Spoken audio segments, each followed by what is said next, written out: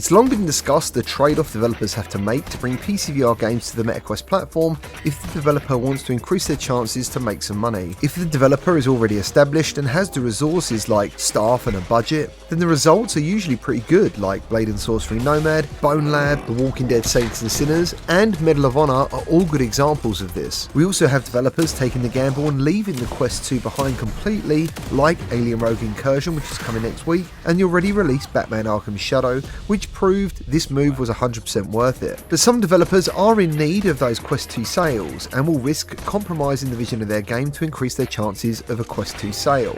And in regards to Cold VR, I would say it wasn't worth it. Cold VR was originally made for PCVR with the PSVR 2 version coming later on. Personally, I love the look of Cold VR on PCVR. The weapons look really cool because they are all encased in ice, and it has some beautiful colours and effects on some levels. The problem is Cold VR on PCVR is unoptimised and it feels pretty rough around the edges, with audio cues suddenly cutting out because of loading, bland story environments and asset flip buttons. During gameplay, if your head touches any surface, the game blacks out. And even though the developer told me it was fixed on Quest and not an issue on PC, I tested it yesterday and it's definitely still happening on PC and on Quest. But hopefully this will be resolved upon release or soon, so please keep that in mind. But this blacking out effect definitely got alarm bells ringing, because that means we're dealing with some pretty poor playtesting. There's also some backroom style horror levels that feel pretty unnecessary and overall are not fun.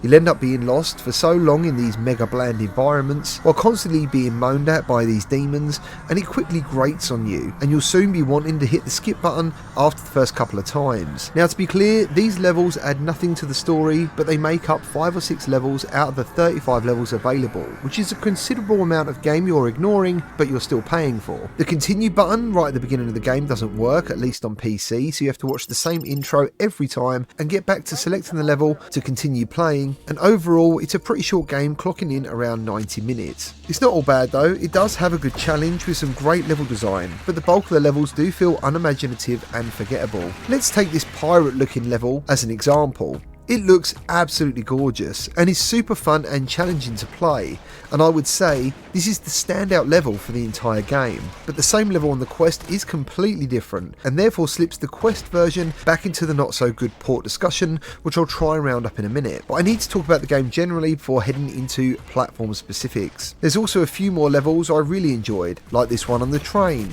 and the more open one on the bridge. But overall, I would say this is a half decent attempt at bringing us a reverse gameplay mechanic of Superhot, which Cold VR does a good job of. The slow-mo action can be fun and makes you feel pretty cool sometimes, but it's also let down by some bad decisions and lackluster moments, with the Quest version suffering the most. The game is a mixture of, oh wow, that was really cool, to hearing yourself letting out a massive sigh, which is really sad to say. So basically, there's a lot to like, there's also a lot not to like. Now, there's obvious comparisons are being made between Superhot and Cold VR, and I think the developer wanted this to happen, but there is a massive difference in terms of enjoyment and definitely replayability between Superhot and Cold VR. In Superhot, you can stand still and take in a moment to plan your next move. In Cold VR, that's pretty impossible because while you're not moving, time is super fast and the bullets are even faster. As you get up close to the AI blue crystal dudes for a melee kill, they will most likely shoot you in the dick. I don't know why, but it's rarely in the head, and it always catches you off guard because sometimes the guns don't point the same way the bullets will go. Then you try to block bullets with your weapons, which works most of the time depending on the size of the weapon. But some weapons are hollow grid weapons which can't deflect bullets, and you'll no doubt be playing some of these levels over and over, which should be fun, but it really does depend on the level design. I quickly realised time stopping when you move is actually a lot less cool than time stopping when you don't move, and I think it's because in Cold VR you don't feel fast enough and you have no control over the speed of the slow-mo effect. It's one gear or nothing.